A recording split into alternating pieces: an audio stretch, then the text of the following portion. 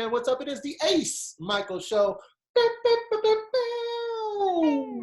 That's my horn section, y'all. They tight. They tight. We're getting tighter. We're going to take it on the road.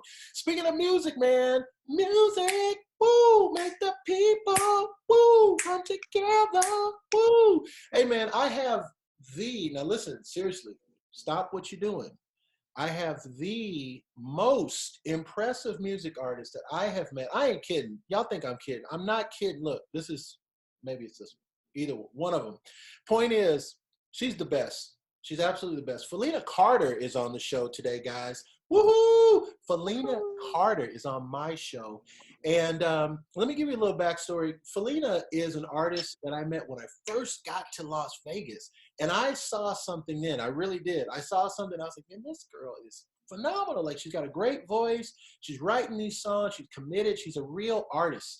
And coming from LA, I respect real artists. You know what I'm saying? I like people that can do their own original music and feel the grind that is being an artist. So welcome to the show, Philena Carter. Hello, hello, hello.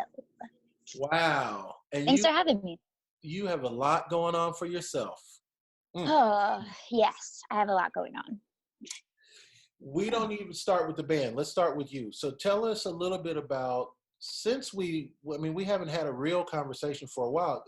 What the heck has been going on with you since, Ely? Yeah, we haven't talked since we were out there. A couple years. Yeah, it's been a little while. A lot has happened. I started working with that project up in Ely that was really cool. Mm-hmm. Kind of started to calm down when it got colder, and then all of this craziness happening now has us a little bit out. But aside from that, I've been writing music and trying to perform shows. And about a year and a half ago, I started a band, and it's working. Mm-hmm. I have so many questions I want to ask you. I'm going to try to ask all the questions I've ever wanted to ask you. The first one is, why did you do music? Like, have you always wanted to do music? Like from day one? I've always wanted to do music, but I didn't really know what that meant for a really long time, if that makes sense. I'm from Norman, Oklahoma, and it's a university town, so it's got a bigger population than a lot of the little towns around it, but it's still comparatively a very small town. And so I've always wanted to sing, and I've always wanted to perform for people, but I didn't know what that meant or how to do it until I moved out here. And we met at Money Plays, which was the first place that I did music also.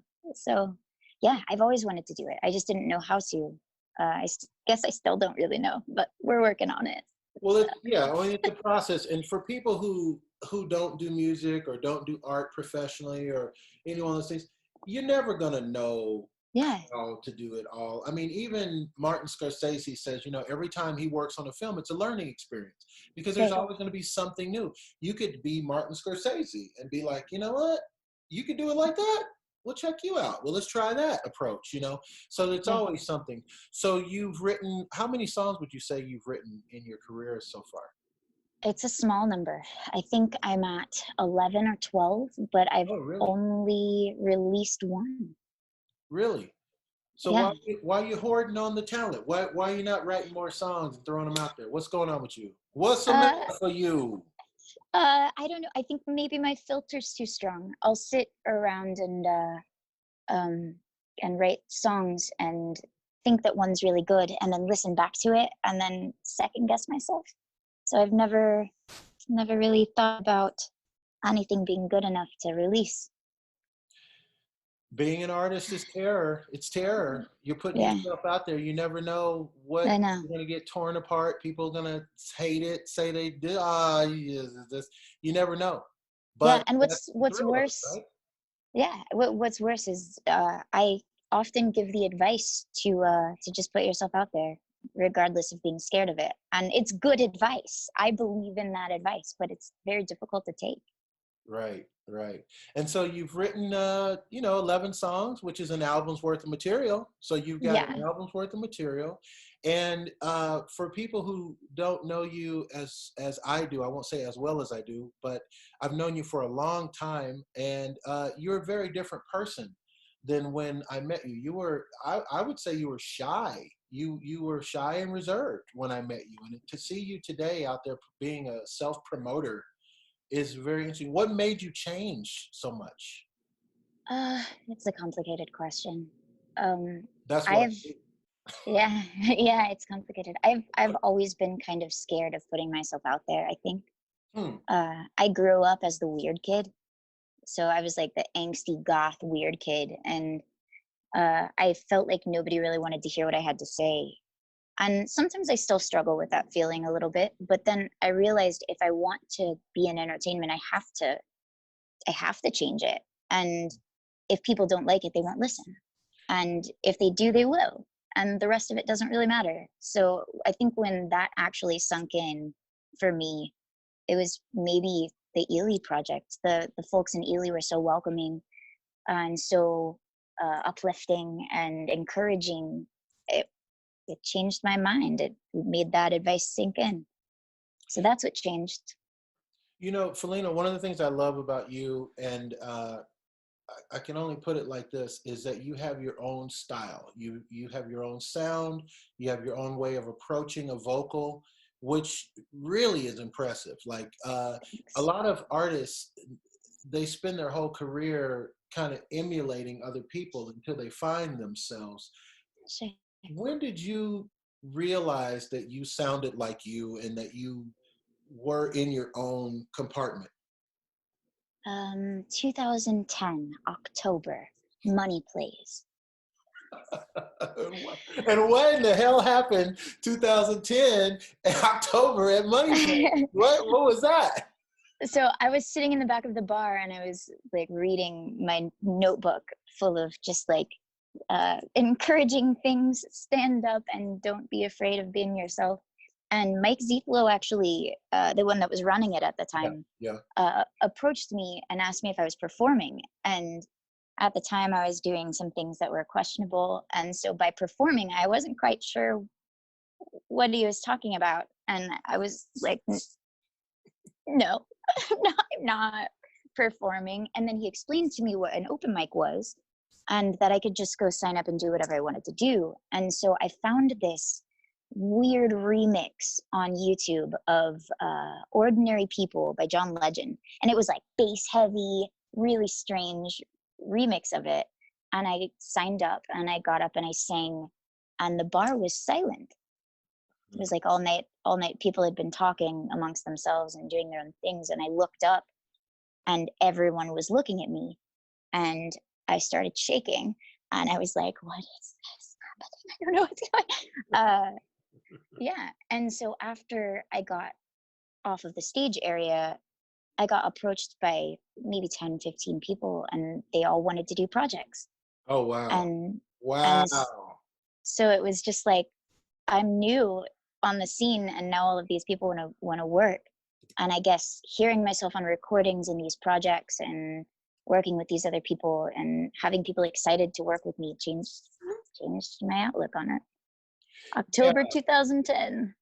And imagine if that hadn't happened, if that hadn't been the catalyst night where everything worked, Yeah. maybe you I, wouldn't have done music, or you wouldn't have started the way you did, or you wouldn't have gone as far as you did. But this it is what happened. probably would have taken a long time. Yeah. And this is where fate and destiny come in, because you definitely are doing now what you love, For right? sure. And you're Full making some time. money, so you're doing it full time. I remember when I met you, I wish I could literally, like in the movies, you know how they go like I Yeah. wish when we were standing, we had taken some photos at the Artisan Hotel. I remember I had And purple hair, I think. yes, you did. And I remember then you said you wanted to be a singer. You wanted to really focus on your music and you wanted to be known as a music artist. And I remember that statement that day, 6 years ago.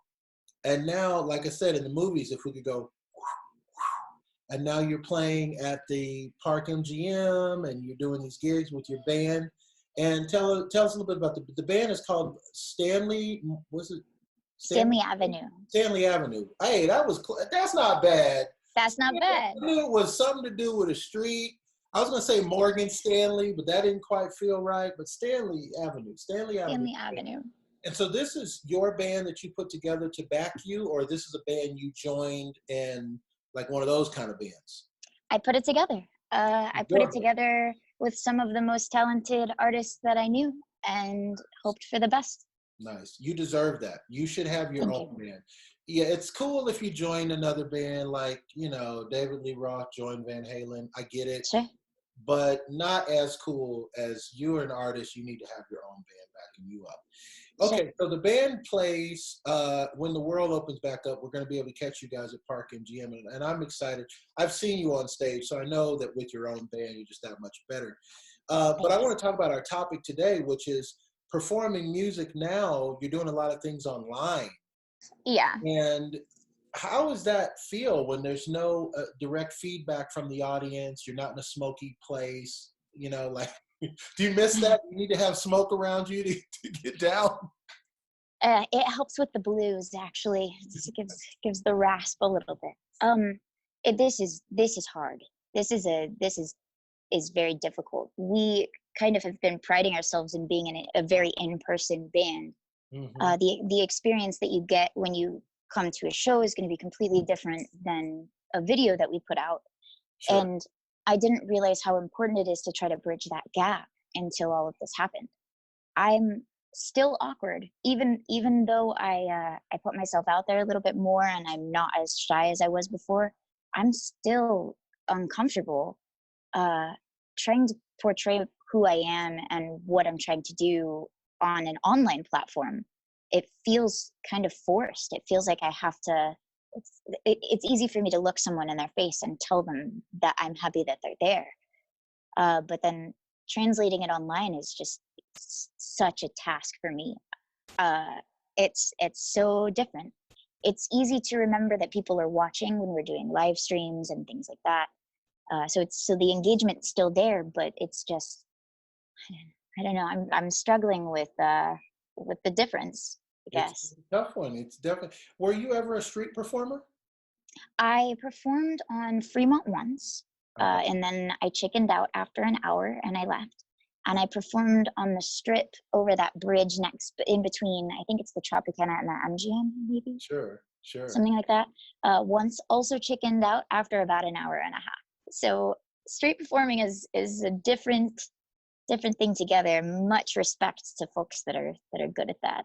When I was living in LA, I had several friends that were doing very well going down to the Santa Monica Promenade and performing in the streets. And I've never been a street performer. I was always a stage performer. So I figured, well, if they can make their rent doing it, I don't need to look for a job. I'll go down and I'll hit the streets. It was a very humbling experience. Very humbling. Absolutely. It's a completely different type of performing, and it's a different connection with the audience. You can make a connection, and the people that do, they get money. But it's very different from when you're on a stage and they're at least 12 feet away from you, and it's a different vibe. It's a different kind of energy. So you've been doing that, and how successful has it been? Even though it's hard, has it been what you would call successful? I mean, success is definitely perspective. The first couple ones that we did were really rough because we didn't know how to get the sound right. Since we're a full band and we're going electric, we tried it from a cell phone, we tried it from a directional mic, we tried a couple of different cameras, and the sound wasn't coming out right. One of them was even so bad I couldn't listen back to it. I like to go back and watch the shows and see how we can improve, and I couldn't even watch it. And then we were lucky enough to have Malcolm Harrison from 11th Street Records join us on one of our live streams, and it made all the difference in the world.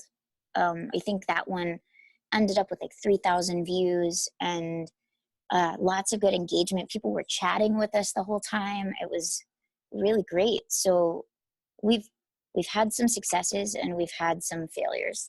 Sure. And we're still working it out. The tips are what we're living off of right now.